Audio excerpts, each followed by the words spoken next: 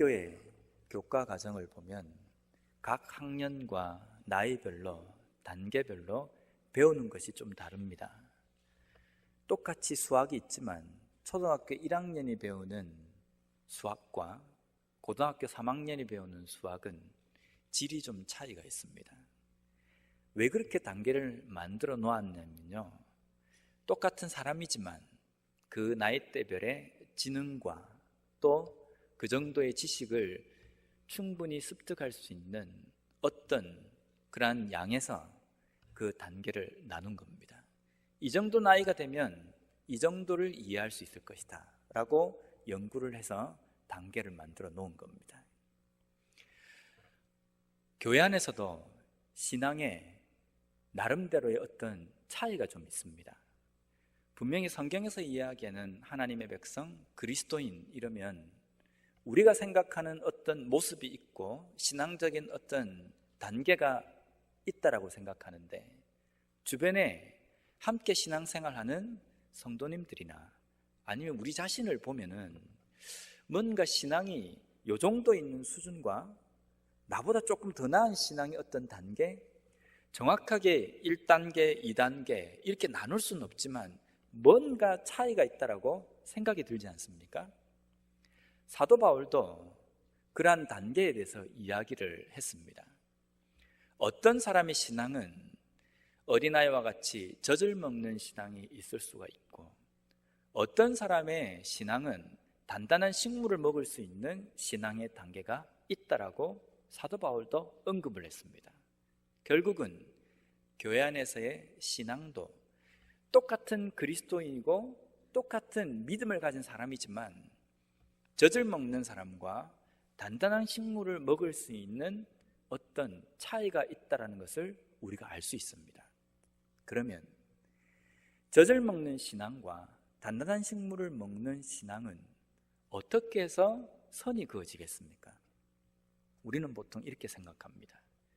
저 사람이 교회를 몇 년 정도 다녔느냐, 그래서 저 사람이 교회를 다닌 연차가 오래되면 저 사람은 단단한 식물을 먹는 제법 구색이 갖추어져 있는 연차가 된 단단한 식물을 먹는 신앙인이다, 우리 그렇게 생각합니다. 반면에 젖을 먹는 신앙인은 어떤 사람입니까?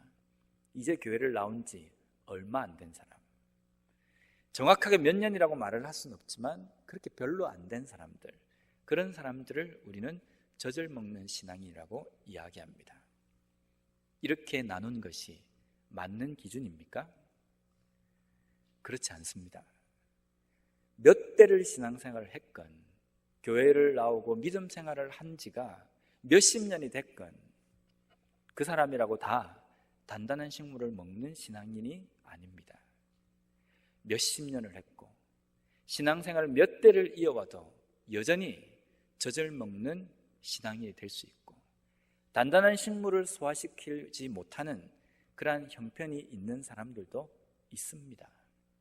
반면에 나온 지 얼마 안 되신 분들 가운데서도 우리가 놀랍도록 단단한 식물을 소화해내는 능력을 가진 믿음의 소유자들도 있을 수 있다는 겁니다. 그래서 우리는 종종 신앙생활 하면서 교회 안에서 여러 가지 문제들 때문에 놀라기도 합니다. 저 사람은 분명히 교회 나온 지 얼마 안 됐는데 말이나 행동이나 때로는 나누는 그 말들 속에서 신앙의 연차가 오래된 사람이나 할 수 있는 어떤 행동이나 삶을 보인다고 한다면 우리는 그렇게 생각합니다. 저 사람이 예수 믿은 지 얼마 안 됐는데 어떻게 저런 삶을 살 수 있지? 어떻게 저렇게 봉사할 수 있지? 우리가 놀랍니다. 왜 놀랍니까? 저 사람은 저렇게 할 만큼의 교회를 오래 다닌 사람이 아니라고 생각하기 때문입니다. 반면에 교회를 오래 다니고 믿음 생활을 오래 했다고 우리가 알고 있는 사람이 어떤 행동이나 삶에서 실망을 안겨줄 때에 우리는 적잖게 놀랍니다.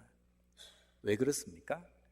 교회를 나온 지 오래됐다고 한다면 뭔가 저래서는 안 된다라고 생각하는데 반대적인 행동이 우리에게 목격이 되기 때문에 실망하는 겁니다.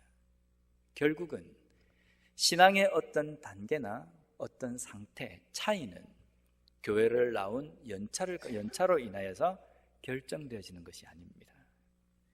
여기 앞에 서 있는 제가 목사지만 목사라고 해서 다 단단한 식물을 먹는 믿음일 것이다, 그렇지만도 않습니다. 물론 목사라고 한다고 한다면 말씀을 가르치고 깨달아서 그것을 선포하는 그 위치라고 한다면 분명히 단단한 식물을 잘 씹어서 영양분을 잘 섭취해서 그 뜻이 의미가 무엇인지를 알고 선포할 수 있는 위치까지는 반드시 가야 합니다.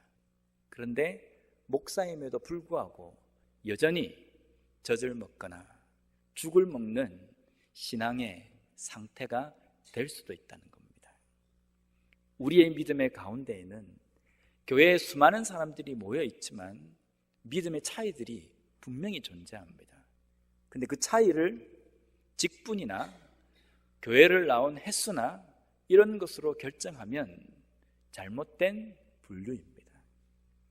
오늘 본문 말씀에도 보면 예수님께서 그러한 부분에 대해서 언급하는 부분이 나옵니다.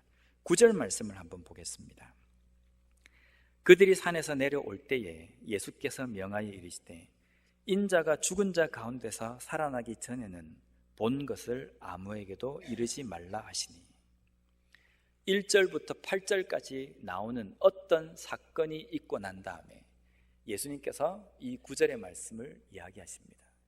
지금 너희들이 본 이 목격한 이 내용을 인자가 다시 죽어서 부활하기 전까지는 아무에게도 알리지 말라는 겁니다. 근데 앞에 무슨 사건이 있었냐면요, 베드로와 요한과 야고보를 예수님께서 함께 데리고 한 높은 산에 올라가십니다. 그 산을 우리는 변화산이라고 이야기합니다. 변화산이라는 것이 산 이름이 변화산이 아니라 거기에서 예수님께서 변화된 모습이 목격되어졌기 때문에 그 산을 변화산이라고 이야기합니다. 결국은 한 높은 산입니다. 거기에 가서 따라갔던 세 제자가 이상한 광경을 목격합니다. 예수님의 얼굴이 변형이 되고 옷이 빛과 같이 휘어지는 장면입니다. 이 장면을 두고 신학자들이 이렇게 해석을 합니다. 지금 제자들이 보고 있는 예수님은 육신의 몸을 입고 이 땅에 오신 예수님이다. 그런데 변화산에서 목격한 예수님은 그 육신의 몸을 입고 있는 그 예수님에게 신적인 원래의 그 모습을 회복하시는 그 장면을 제자들이 본 것이다 라고 이렇게 해석을 합니다. 이렇든 저렇든 그 예수님께서 변화된 모습과 함께 어떤 장면을 보냐면요, 모세와 엘리야와 함께 예수님이 대화를 나누는 장면입니다. 구약에는 많은 인물들이 있습니다. 기라성 같은 신앙의 위대한 그런 인물들이 있는데 유독 지금 성자 하나님으로서 그 신성을 회복하신 그 예수님께서 왜 독대하신 사람이 모세와 엘리야였느냐라는 겁니다. 유대인들이 하나님의 말씀에 대해서 이야기할 때 우리는 신약성경, 구약성경 이렇게 나눕니다. 근데 유대인들에게도 하나님의 말씀이 있었습니다. 근데 예수님 시대의 유대인들이 이 하나님의 말씀을 지칭할 때에 구약성경, 신약성경이라고 이야기하지 않습니다. 그들이 가지고 있는 그 말씀을 모세의 글과 선지자의 글이라고 이야기합니다. 모세의 율법 그리고 선지자의 글, 이것을 그들이 가지고 있는 오늘날 우리가 말하는 구약성경을 지칭합니다. 결국은 모세 그리고 선지자, 이 두 사람이 하나님의 말씀을 대언하고 하나님의 말씀에 대해서 나타낸 예표라는 겁니다. 그러면 지금 성자 하나님으로서 모세와 엘리야를 만나고 있다라는 이 장면은 우리가 이렇게 좀 표현하면 좋을 것 같습니다. 구약에 예언되어져 있는 유대인들이 말씀이라고 생각하는 그것과 그 예언의 성취이신 성자 하나님 예수 그리스도가 함께 있는 장면, 앞으로의 구원의 역사와 모든 일들에 대해서 약속과 성취가 함께 자리하는 장면이라는 겁니다. 더 쉽게 이야기하면 지금 제자들이 목격한 이 장면은 하나님을 독대한 장면이라는 겁니다. 하나님을 목격한 장면, 이렇게 우리가 받아들이면 됩니다. 이 일을 읽고 난 다음에 베드로가 곧바로 이렇게 고백을 합니다. 4절 말씀입니다. 베드로가 예수께 여쭈어 이르되 주여 우리가 여기 있는 것이 좋사오니 만일 주께서 원하시면 내가 여기서 초막셋을 짓되 하나는 주님을 위하여 하나는 모세를 위하여 하나는 엘리야를 위하여 하리이다. 왜 베드로가 이 고백을 했겠습니까? 거기에 대한 해답은 마가복음 9장 6절에 나옵니다. 마가복음 9장 6절에 보면요, 이는 그들이 몹시 무서워하므로 그가 무슨 말을 할지 알지 못함이더라. 베드로가 제자들이 하나님의 영광이 임재하는 그 장면을 목격하고 곧바로 그들 마음 가운데 어떤 마음이 생겼냐면요, 몹시 무서워했습니다. 두려워했습니다. 그래서 그들이 무슨 말을 해야 될지 어안이 벙벙하고 말을 잃어버린 겁니다. 그 상황 가운데에 베드로의 입에서 초막셋을 짓는다는 이 말이 나온 겁니다. 우리가 때때로 기도할 때 하나님, 제가 하나님을 좀 봤으면 좋겠습니다. 제가 예수님을 좀 목격을 좀 했으면 좋겠고 봤으면 좋겠습니다 라고 우리가 종종 이야기를 합니다. 정말 예수님 보고 싶으십니까? 천사를 보거나 귀신을 봤다는 사람들이 종종 우리 주변에 있습니다. 근데 그들이 공통적으로 하는 이야기가 뭐냐면 귀신을 보건 천사를 보건 제일 먼저 그들의 마음 가운데 생기는 마음이 어떤 마음이냐면요, 무섭다라는 겁니다. 두렵다라는 겁니다. 왜냐하면 다른 사람이 볼 수 있는 형상을 보지 못하고 영적인 어떤 세계를 보기 때문에 두렵다는 겁니다. 천사를 보고 귀신을 보는 것도 두려운 존재가 우리 인간입니다. 그런데 살아계신 하나님을 우리가 본다고 한다면, 직접 우리 두 눈으로 목격한다고 한다면 우리가 어떻게 되겠습니까? 주님이십니까? 저를 좀 안아주십시오. 제 손 좀 한번 잡아주십시오. 우리가 그렇게 고백이 되어지겠습니까? 오늘 이 본문 말씀에 나와 있는 제자들과 별반 다를 바 없는 반응입니다. 두려움이 엄습을 할 겁니다. 왜냐하면 살아계신 하나님을 내가 본다는 그 사실 앞에 죄된 우리 모습이 보이기 때문에 자동적으로 튕겨져 나가져 버리는 겁니다. 죄인된 인간이 하나님을 보고 살아남을 수 없기 때문입니다. 우리가 만약에 하나님을 본다고 한다면 그렇게 될 겁니다. 하나님 앞에 즉각적으로 나오는 것이 아니라 숨을 겁니다. 두렵고 무섭기 때문에 무슨 말을 해야 될지도 어떻게 행동해야 될지도 모르는 벌벌 떠는 상태가 된다는 겁니다. 그래서 우리는 하나님을 직접적으로 볼 수는 없습니다. 그런데 하나님은 하나님을 우리가 볼 수 있도록 하나님은 자신을 나타내셨습니다. 바로 말씀을 통해서입니다. 하나님은 말씀을 통해서 하나님 자신을 볼 수 있도록 해주셨습니다. 그 뜻도 깨달을 수 있도록 해주셨습니다. 그래서 우리는 항상 이렇게 고백합니다. 나는 주님과 함께 동행하며 하나님께서 내 마음속에, 내 삶 속에 함께 하신다는 고백을 합니다. 그래서 우리는 하나님을 본 사람이고 하나님과 동행하는 사람입니다.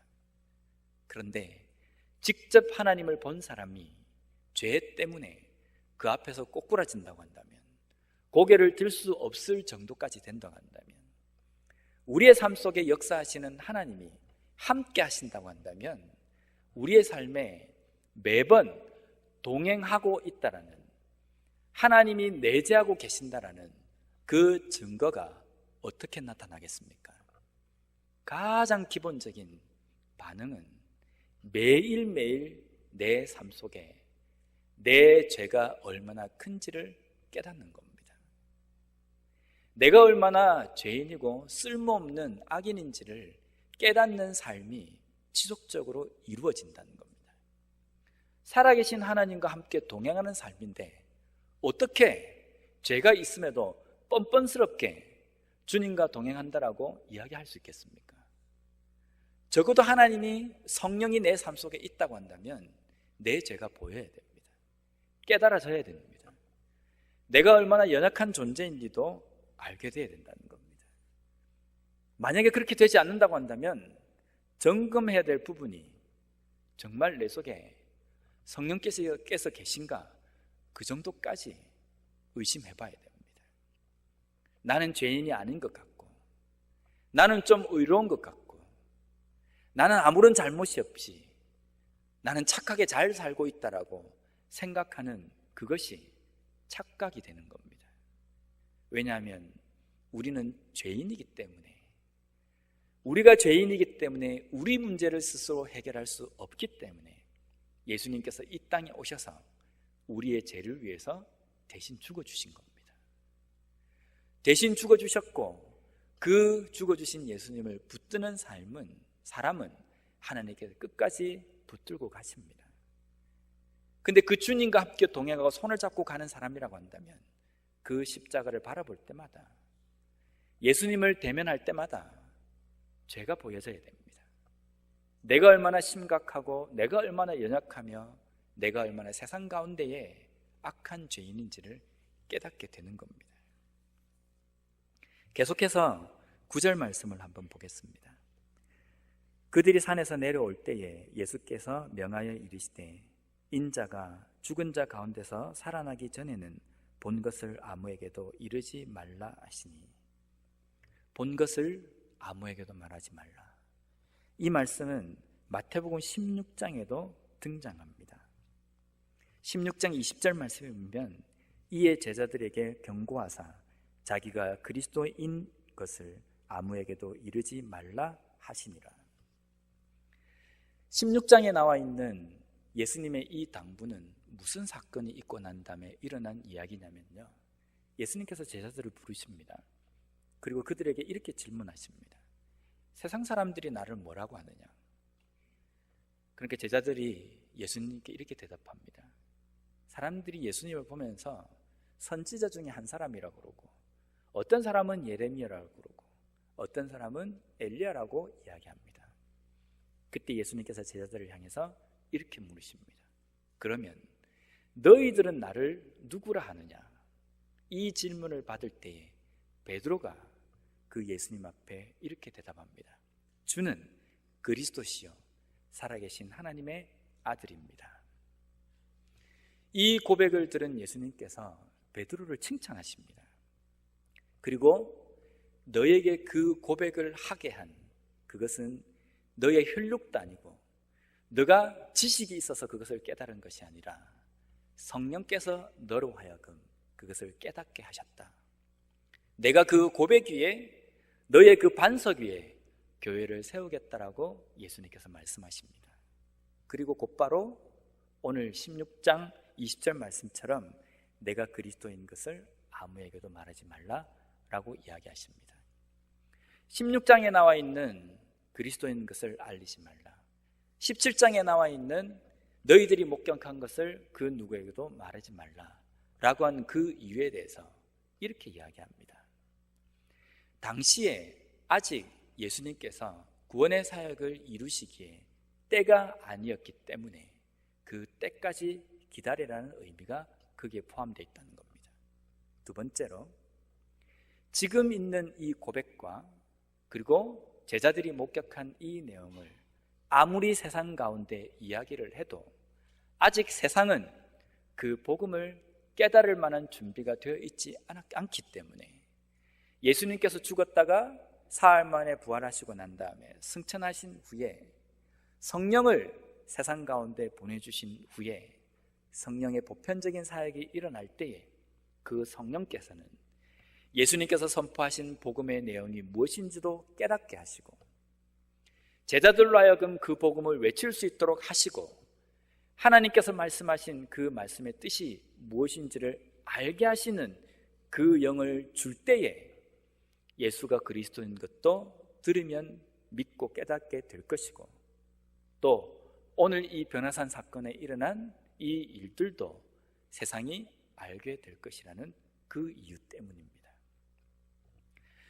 16장에 나와 있는 베드로에게 너의 그 신앙 고백 위에 내가 교회를 세우겠다라고 예수님께서 말씀하실 때에 우리는 이 베드로의 이 고백을 들으며 모든 교회는 이런 고백이 있어야 된다라고 이야기합니다. 그런데 예수님께서는 이 이야기를 하실 때에도 아직까지는 때가 아니라고 이야기하십니다. 왜냐하면 이 고백 또한 사람의 힘으로 하는 것이 아니라 성령이 하도록 하셔야 된다는 것이기 때문입니다. 그런데 사도 베드로에게 이 반석 위에 교회를 세운다고 이야기하시지만 이 베드로가 곧바로 무슨 행동을 한지 아십니까? 입으로는 주는 그리스도시요 살아계신 하나님의 아들입니다 고백을 했지만 곧바로 그 입을 통해서 저 예수는 내가 절대로 모른다라고 저주하며 부인하는 자리까지 간 사람입니다. 그런데 그 반석 위에다가 그 고백 위에다가 교회를 세우시겠다고 예수님께서 말씀하셨습니다. 예수님의 섣부른 결정이십니까? 아니면 인간 베드로를 잘못 보신 겁니까? 예수님께서 베드로의 그 반석 위에 교회를 세우겠다고 이야기하실 때에 이 교회는 지상에 있는 교회를 이야기합니다. 건물 교회를 이야기하는 게 아닙니다. 우리 각자 한 사람 한 사람의 그 교회를 이야기하는 겁니다. 예수님께서 지상의 교회를 세우신다고 이야기하실 때 예수님께서 가지고 계신 교회의 기준이 무엇이었겠습니까?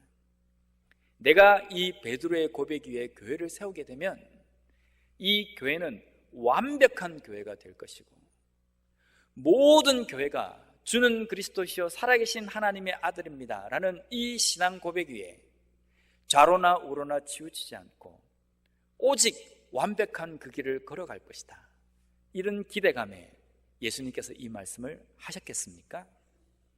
만약에 그렇게 하셨다고 한다면 지금 이 지상에는 예수님께서 꿈꾸시던 그 교회가 하나도 존재하지 않습니다. 어느 교회가 완벽하다라고 이야기할 수 있습니까? 예수님께서 말씀하신 이 교회, 베드로의 이 고백 위에 세워진 이 교회는 한 입으로는 때로는 주는 그리스도시여 살아계신 하나님의 아들입니다라는 고백을 할 때도 있지만 똑같은 그 입으로 예수님을 부인하는 자리까지 가는 연약하고 부족한 그 교회를 이야기하는 겁니다. 우리가 때때로 교회의 어떤 문제나 일 때문에 시험 들었다, 교회가 어떻게 이럴 수 있느냐라고 비판하기도 합니다. 왜 비판합니까? 교회가 교답지 못하기 때문이라고 이야기합니다. 그러면 교회가 교회다운 것이 어떤 것입니까? 어떤 기준까지 가야 교회다운 교회라고 우리가 이야기할 수 있습니까?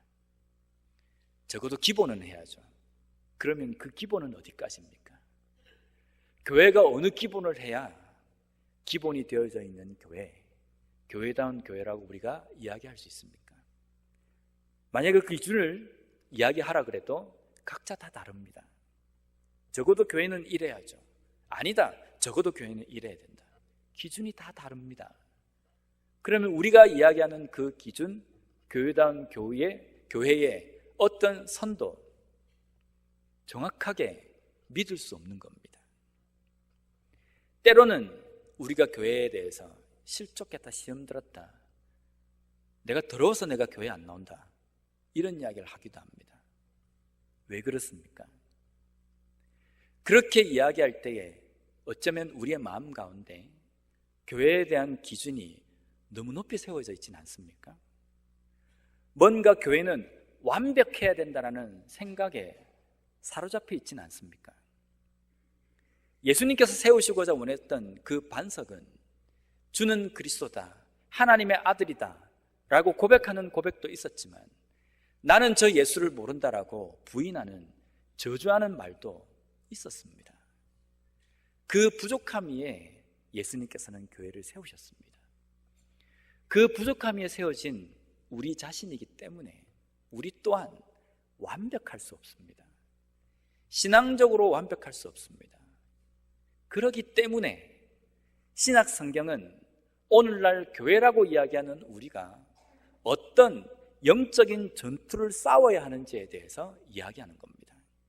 완성되어지고 완벽한 교회라고 한다면 신약 성경 자체가 필요가 없습니다. 부족하고 불완전하기 때문에 계속적으로 이 땅 가운데서 영적인 전투를 어떻게 싸워야 하는지, 전투적인 교회가 어떠한 교회인지 그것을 우리에게 이야기하는 겁니다. 근데 우리는 우리 속에 그러한 것을 잘 인정하지 못합니다. 근데 그 인정이 나에게는 관대합니다. 나는 완벽하다고 생각합니다. 근데 다른 사람은 불완전하기 때문에 안 되고, 교회가 이러기 때문에 문제가 있고, 우리는 그렇게 비판을 합니다. 그 기준이 나에게 세워지는 기준과 나 외에 다른 것에 세워지는 기준이 다르기 때문에 그것 또한 정확한 기준이 될 수 없습니다. 우리는 불완전한 교회이기 때문에 그 불완전함을 인정하는 것이 필요합니다. 우리가 불완전하기 때문에 여전히 우리의 삶에는 하나님의 역사하심이, 하나님의 인도하심이 필요한 겁니다. 우리가 완전하다고 한다면 게임은 끝이 났지 않습니까? 하나님의 도움이 더 이상 어디 필요합니까? 근데 우리는 계속 간구하지 않습니까?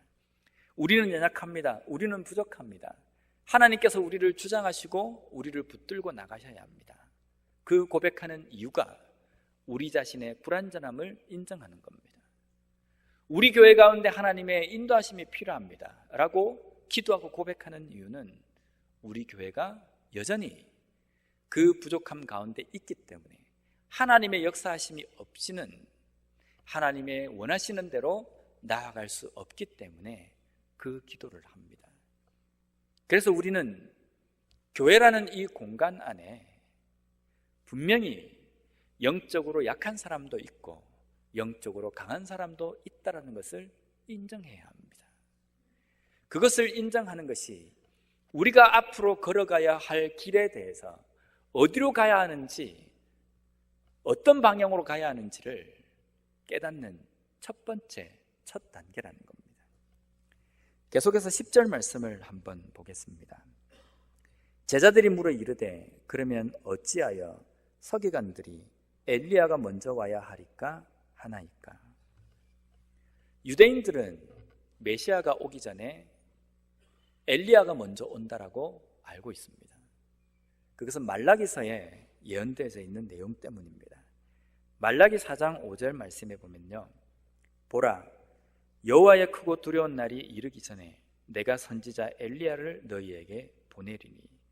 이 말씀 때문에 메시아가 오시기 전에 엘리야가 먼저 올 것이라고 유대인들은 믿고 있었습니다.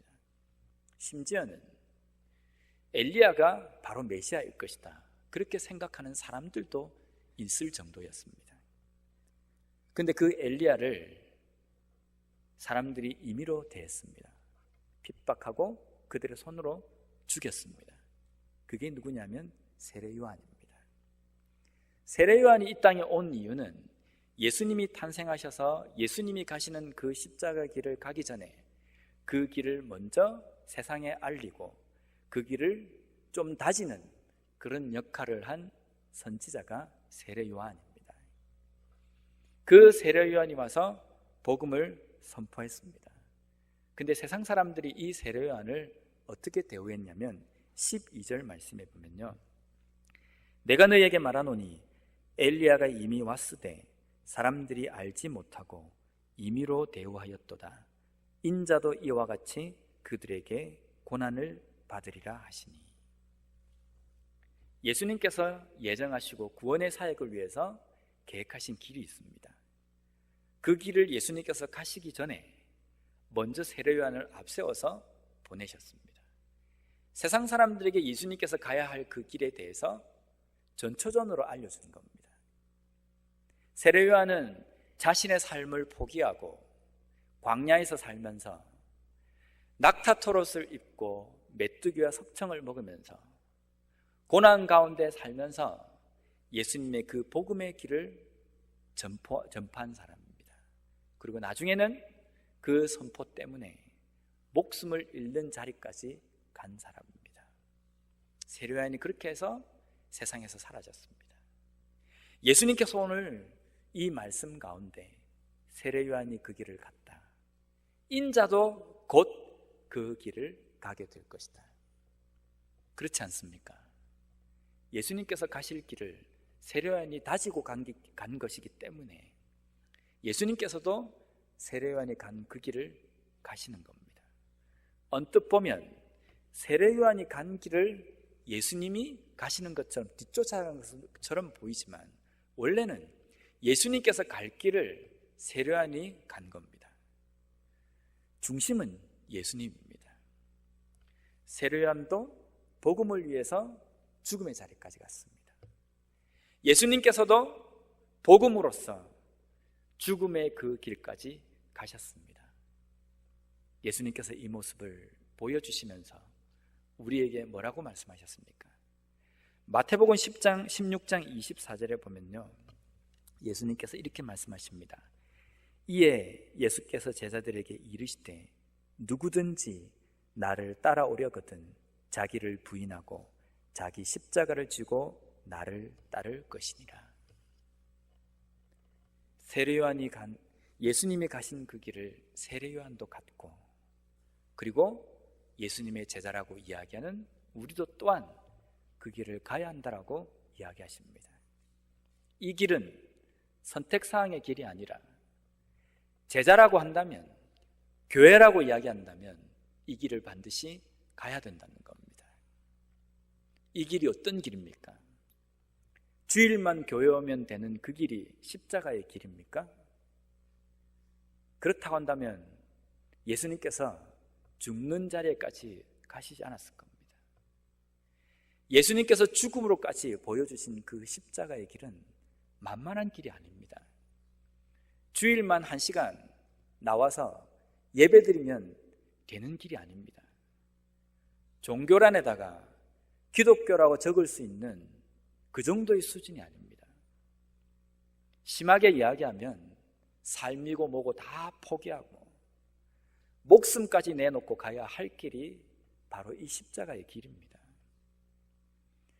그 길을 교회라고 한다면, 성도라고 한다면, 그리스도인이라고 한다면 다 오라는 겁니다. 만약에 이 길을 오지 않는다고 한다면 나와 상관이 없다는 것이 예수님의 선포의 말씀입니다. 어떻습니까?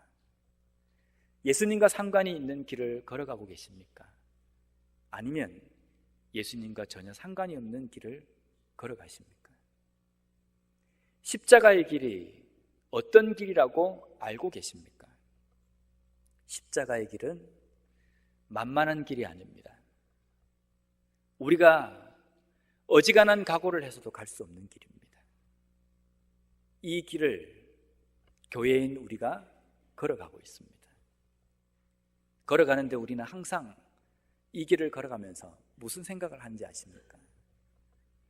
대충 주일날 예배드리는 그것으로 나는 지금 완벽하게 이 십자가의 길을 걸어가고 있다라고 착각하며 살아갑니다.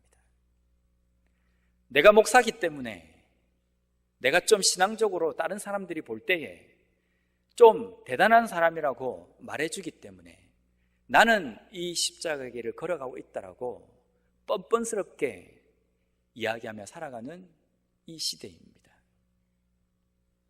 완벽함을 마치 내가 가진 것처럼 뻐기면서 착각하며 살아갑니다.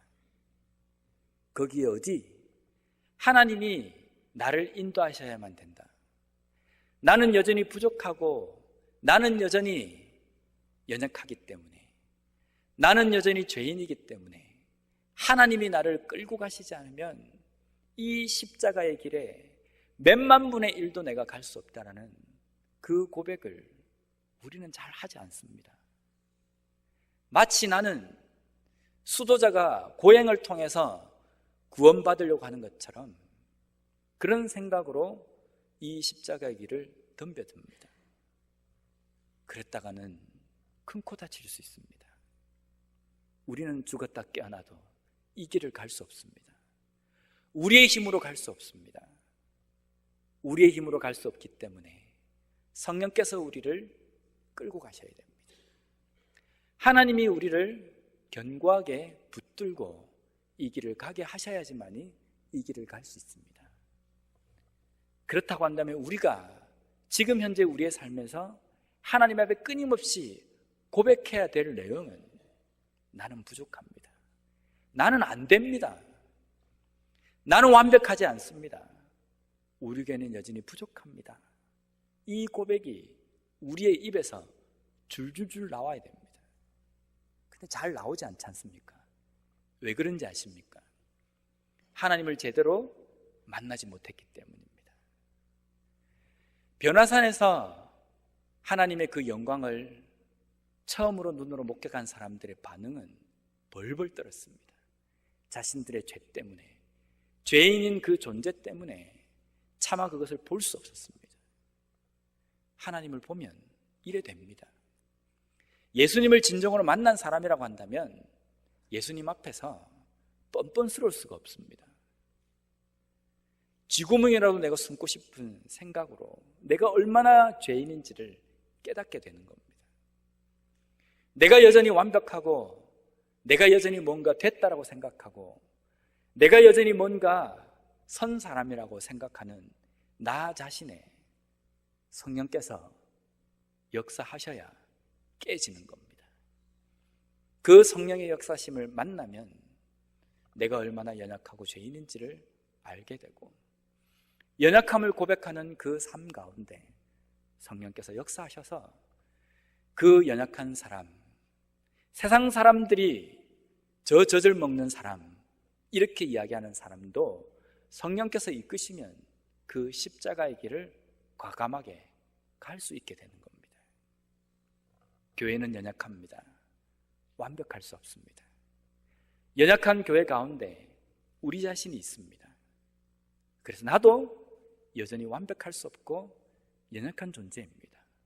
불완전한 존재입니다. 그 불완전함을 깨닫기 위해서는 주님을 제대로 만나야 합니다. 매일매일 삶 속에서 내 삶 속에 역사하시고 나와 함께 가시는 그 하나님을 제대로 봐야 됩니다.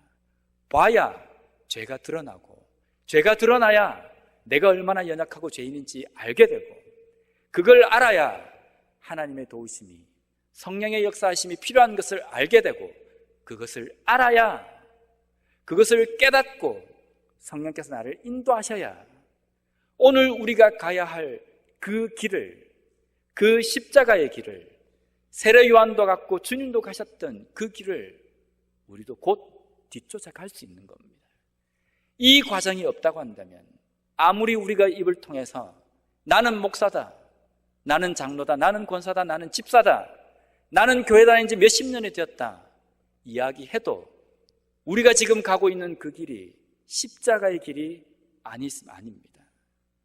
내가 가는 그 길이 십자가의 길이 아니라 나만의 착각의 길이 될 수 있고 나를 깊은 수렁으로 빠뜨리는 그 길이 될 수 있습니다. 빨리 돌이켜야 됩니다. 내가 지금 어느 길을 걸어가고 있는지, 내가 지금 서 있는 이 자리가 어떤 곳인지, 나는 나 자신에 대해서 어떤 겸손함으로 나아가고 있는지, 나는 매일매일 주님을 만나고 독대하는 사람이라고 이야기하는데 나는 얼마나 내가 심각한 죄인임을 내가 깨닫고 있는지 그것을 제대로 깨달음으로 말미암아 오늘도 우리가 가야 할 그 십자가의 길을 온전히 제대로 알고 걸어가는 우리의 삶이 되었으면 좋겠습니다.